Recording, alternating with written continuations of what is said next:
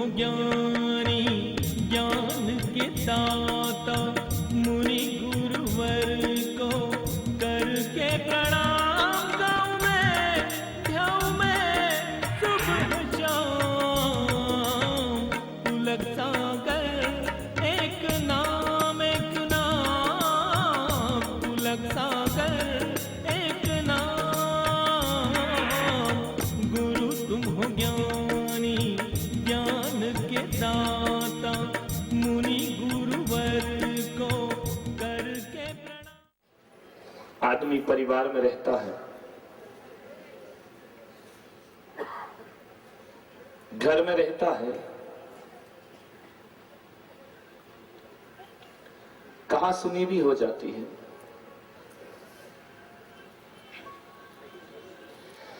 कभी बहुत अच्छा लगता है और कभी बहुत खराब लगता है। कभी कभी अचानक मन प्रसन्न होता है और कभी कभी अचानक मन दुखी हो जाता है। कभी कभी वही घर स्वर्ग लगता है तो कभी वही घर नरक लगता है। ये आदमी का मन है, कभी खींच जाता है तो कभी रीझ जाता है।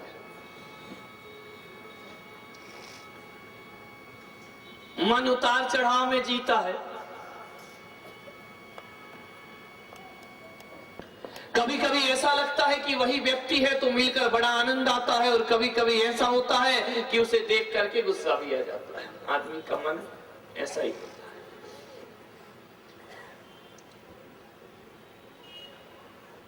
ध्यान रखो, जिंदगी में उतार और चढ़ाव तो आते ही है। ऐसा कोई जीवन ना होगा जिसमें उतार चढ़ाव ना हो। ऐसी कोई जिंदगी ना होगी जो हमेशा मुस्कुराई हो, कभी दुखी ना हुई हो। और ऐसा कोई जीवन ना होगा जिसकी आंखों में आंसू ही आंसू हो और कभी मुस्कुराहट ना आई हो। दिन है, जिंदगी है, अच्छे बुरे दिन सबके जीवन में आते हैं। हमारे और आपके जीवन की क्या बात करें, महापुरुषों के जीवन में भी अच्छे और बुरे दिन आते हैं। रामायण उठाकर देखो तो सदा काल राम को सुख मिला हो ऐसा नहीं है। सुख दुख दोनों रहते जिसमें जीवन है वो गाँव, कहीं धूप कहीं छाँव। क्या खुशियाँ क्या गम की सब मिलते वारी वारी। मालिक की मर्जी से चलती ये दुनिया सारी। ध्यान से खेना जग नदिया में, बंदे अपनी ना, कहीं धो कहीं छाँव। क्या खुशियाँ क्या गम की सब मिलते वारी वारी। क्या खुशियाँ क्या गम की सब मिलते वारी वारी। मालिक की मर्जी से चलती ये दुनिया सारी। कभी उल्टे कभी सीधे पड़ते अजब समय के दाव, कहीं धूप कहीं छाँव। ध्यान रखिए, जिंदगी ऐसी ही है, धूप छाँव आती है और जाती है।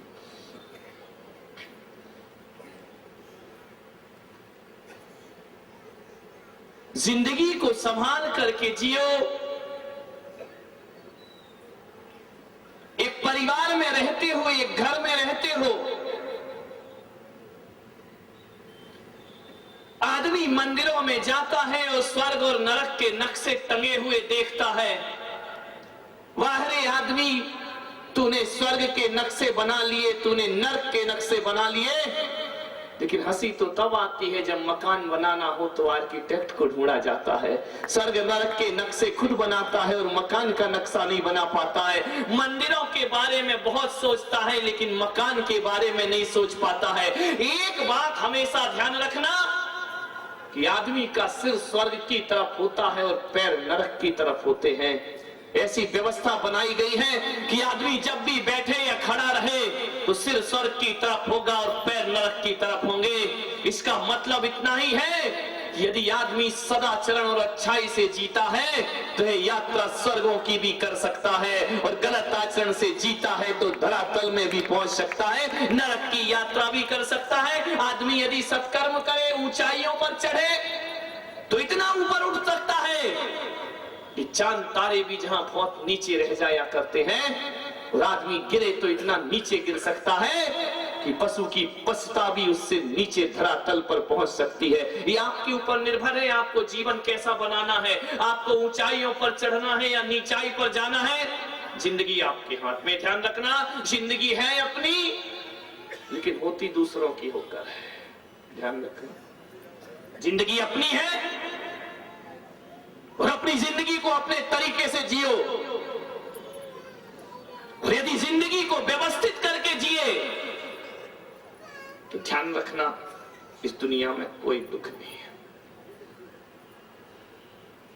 नादान है वो लोग जो कहते हैं कि दुनिया में दुख है। कहां है दुख? दुख नाम की चीज ही सुखी सुख है। जिसकी आंखों में कांटे बस गए, सारी दुनिया में कांटे ही कांटे दिखाई देंगे, और जिसकी आंखों में फूल बस जाते हैं सारी दुनिया एक उपवन दिखाई देता है, वही बहारें दिखाई दिया करती हैं। सोचना है आपके ऊपर डिपेंड है। कोई दुख नहीं है। क्या दुख है इस संसार में? कोई, मुझे तो नहीं लगता कि कोई दुख हो इस पंडाल में। भले तुम दुखी बन के जियो, ये अलग चीज है। दुख किस बात? 2 हाथ दिए हैं, 2 पैर दिए हैं, 2 आंखें दी हैं, 2 कान दिए हैं, इतना सुंदर शरीर दिया है, एक सोचने समझने की बुद्धि दी है। दुनिया में ऐसे भी लोग हैं जिनके पास हाथ पैर नहीं होते मेरे भाई, और ऐसे भी लोग इस धरती पर हैं, पूरी जिंदगी जी लेते हैं और आंखों से उन्हें दिखाई नहीं दिया करता है। अंधेरे में पैदा होते हैं और अंधेरे में विदा हो जाया करते हैं। सब कुछ तुम्हारे पास मौजूद है, उसके बाद भी आदमी दुख की जिंदगी जीता है। सुख है संसार में, दुख कहीं भी नहीं है। कौन कहता है कि दुख है? सुख ही सुख है। सुख पर दृष्टि डाल, अमृत पर दृष्टि रखेगी तो अमृत ही अमृत है, और जहर पर दृष्टि रखो तो दुनिया में जहर ही जहर। मुझे नहीं लगता कि संसार में कोई दुख नाम की चीज है। सुख ही सुख है।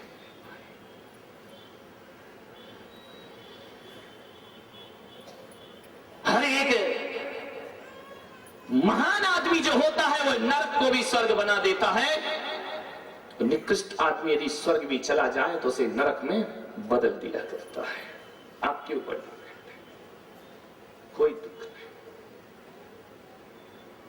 सोच का दुख है और सोच का सुख है।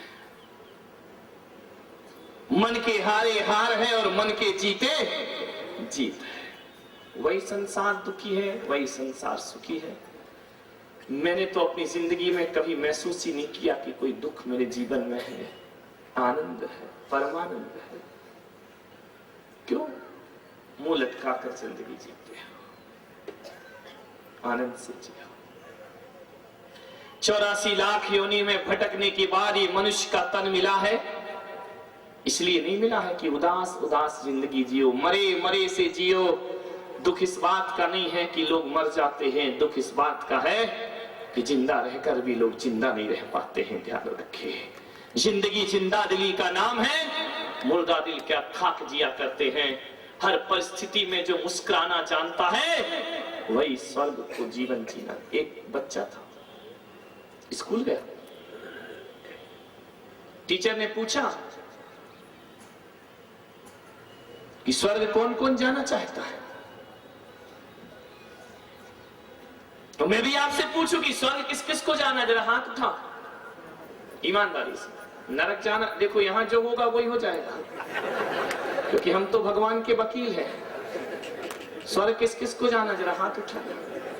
ओ मेरे बाप, क्या बात, कर्म तो नरक जैसे, स्वर्ग के लिए हाथ उठा, क्या फटाफट हाथ उठ गए स्वर्ग के लिए।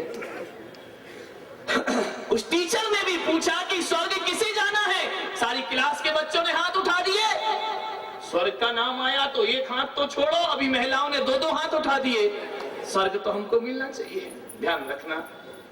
सारे बच्चों ने ऐसे ही हाथ उठाए कि हमें स्वर्ग जाना है, लेकिन एक बच्चे ने हाथ नहीं उठाया। शिक्षक का ध्यान उसकी तरफ गया। उसने कहा कि बेटा तुमको स्वर्ग नहीं जाना? बोले नहीं शिक्षक, टीचर जी मुझे स्वर्ग नहीं जाना है। बोले हर व्यक्ति स्वर्ग के लिए लालायित है और तुम कहते हो कि मुझे स्वर्ग नहीं जाना है। उस बच्चे ने कहा कि नहीं सर, मैं किसी कीमत पे स्वर्ग नहीं जाऊंगा, मुझे जाना ही नहीं है। हमारी बुद्धि का राह होगा। बोले मैं स्वर्ग नहीं जाऊंगा। सारे स्टूडेंट देखने लगे पलट कर कि ये नादान कैसा है, ये कहता है कि मैं स्वर्ग नहीं जाना चाहता हूं। शिक्षक ने पूछा कि बेटा तुम स्वर्ग क्यों नहीं जाना चाहते हो? बोले मैं बिल्कुल स्वर्ग नहीं जाऊंगा, ना मैंने कभी ख्वाब देखा है सब स्वर्गों का, और ना परमात्मा से मैं कहूंगा कि मुझे स्वर्ग दे दे। बड़े अद्भुत हो, अद्भुत बुद्धि के हो। उस बच्चे ने कहा कि सर मैं स्वर्ग जाना नहीं चाहता हूं, मैं स्वर्ग को जमीन पर उतारना चाहता हूं। मैं स्वर्ग को जमीन पर लाना चाहता हूं, और मरने के बाद स्वर्ग की मेरा विश्वास नहीं है। मैं जीते जी इस जिंदगी को स्वर्ग बनाना चाहता हूं। जानते हो वो बच्चा कौन था? वो छोटा सा बच्चा आगे जाकर इस देश का विशेष महान प्रज्ञा पुरुष बनता है। और वह बच्चा कोई था तो स्वामी विवेकानंद बनकर के खड़ा हो जाए। मैं बसाना चाहता हूं स्वर्ग धरती पर, और आदमी जिसमें रहे बस आदमी बनकर।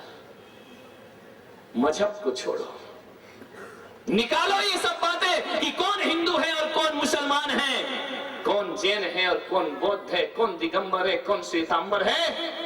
मैं तो कहता हूं कि आज इस महावीर जयंती जब यहां पर आने वाली है ना, तो नीमच की समाज एक संकल्प कर ले कि हम केवल जैन हैं, श्वेतांबर और दिगंबर किसी डस्टबिन में डाल करके फेंक देना चाहिए। इनका कोई औचित्य नहीं हुआ करता है, इनका कोई महत्व नहीं हुआ करता है। क्या महत्व है 13 पंथ और 20 पंथ का? कोई महत्व नहीं, सब झगड़े के फसाद है, आदमी को आदमी से तोड़ा करते हैं। इन मजहबों ने दिया क्या है? 2600 साल में समाज ने लड़ने के सिवा और क्या किया है? महावीर के मोक्ष जाने के बाद ये जैन समाज ने सिवा लड़ाई के आपस में और कुछ नहीं किया है।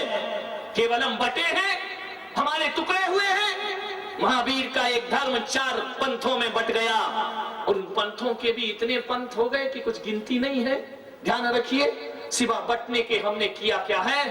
नीमच वालों, मैं केवल जैनों की बात नहीं करता हूं। इस्लाम है तो उसने भी बटने के सिवा कुछ नहीं किया है, हिंदू है तो उसने भी बटने के सिवा कुछ नहीं किया है, और ईसाई है, ऐसा कौन सा संप्रदाय है जिसकी 2 धाराएं ना हो? ध्यान रखिए, सोचिए, सिवा बटने के क्या किया है तुमने? महावीर के मोक्ष जाने के बाद केवल बटे हो। 2600 साल से टुकड़ों में बटे हो तुम। मैं आपसे एक निवेदन करना चाहता हूं कि 2600 साल बहुत हमने बट के देख लिया, केवल 26 साल एक होकर देखो, फिर पता लगेगा कि हमने क्या खोया था अपने जीवन में। ध्यान रखिए, 26 साल एक होकर के जिए, 26 साल एकता के साथ जियो। चलो ये बातें तो समाज की है, फिर कभी करेंगे। आज तो घरों की बात कर लेते हैं। घर भी बट रहे हैं, टुकड़े हो रहे हैं, संवेदनशीलताएं नष्ट हो चुकी हैं हमारी।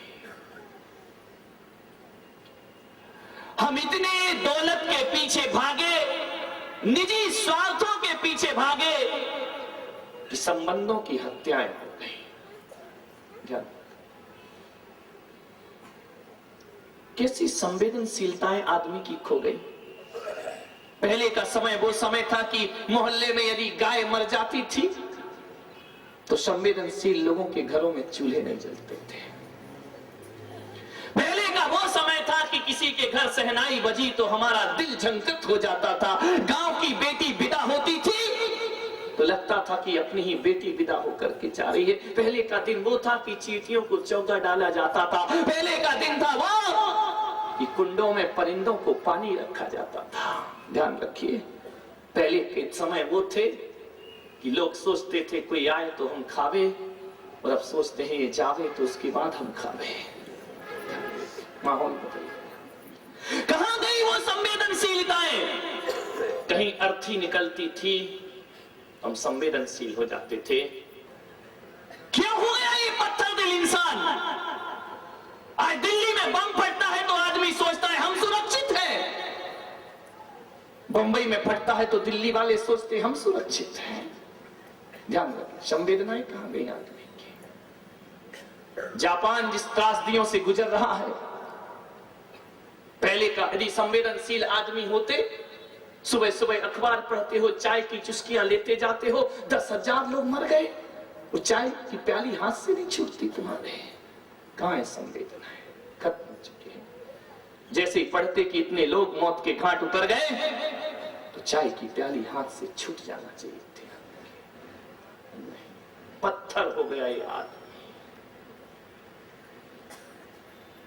क्रिकेट में हार गए तो पूरा देश दुखी हो गया, और वो इतने मरे, मौत की घाट उतरे तो किसी की आंख नहीं भीगी। बाहरे मेरे देश की व्यवस्था तो देखो, ये धार्मिक देश है कि जापान में इतने मर गए और करगिल में इतने शहीद हो गए तो कोई नहीं रोया। ऐसा तो नहीं कि तुम पत्थर को पूछते पूछते पत्थर हो गए हो। पत्थर को पूछ के पत्थर नहीं, पत्थर को पूछते पूछते तो तुम्हें गुलाब से भी ज्यादा मुलायम और कोमल हृदय लेकर के जीना चाहिए। तब तो तुम्हारी पूजाओं में सार्थक है, तब तो तुम्हारी पूजाओं में दम है। मैंने रात सपना देखा कि सुनामी शांत होने के बाद एक 10 साल का बच्चा समुद्र के किनारे जाकर खड़ा हो गया। समुद्र की लहरें आई, उस बच्चे के पैर छूकर चली गई। उस बच्चे ने कहा कि हे समुद्र, तू कितने भी मेरे पैर छू ले, लेकिन तूने मेरे माँ बाप छीने हैं, मैं तुझे कभी माफ नहीं करूंगा। ध्यान रखना, तू कितना भी प्रायश्चित में डूब जा, चाहे मेरे पैर को तेरी लहरें बार बार भी छूती रहे, तो भी ये बच्चा तुझे कभी माफ नहीं करेगा। ध्यान रखिए, संवेदनाएं खो गई। और जिस समाज में, जिस परिवार में, जिस घरों से संवेदनाएं नष्ट हो जाती हैं, वहां के संवेदन को मिटने में, संबंधों को मिटने में फिर ज्यादा देर नहीं लगा करती। ये दुनिया संवेदनाओं पर चल रही है, ये दुनिया संबंधों पर चल रही है। दिगंबर जैन समाज के प्रख्यात कवि हृदय संत वात्सल्य मूर्ति प्रखर वक्ता मुनि श्री पुलक सागर जी महाराज की लेखनी द्वारा अलौकिक साहित्यों की रचना हुई है। मुनि श्री द्वारा रचित ग्रंथों को पढ़ने से आपका जीवन निश्चित ही नए आयामों को प्राप्त करेगा। साथ ही मुनि श्री के विचारों को जानने के लिए मासिक पत्रिका पुलक वाणी के सदस्य बन जीवन में नई ऊर्जा का संचार करें। मुनि श्री के साहित्य एवं पुलक वाणी को प्राप्त करने के लिए संपर्क करें। केंद्रीय कार्यालय वात्सल्य भवन, P75, गली number 5, Bihari colony extension, Shahdara, Delhi 110032। Mobile 919810900699। Email pulakvani@gmail.com।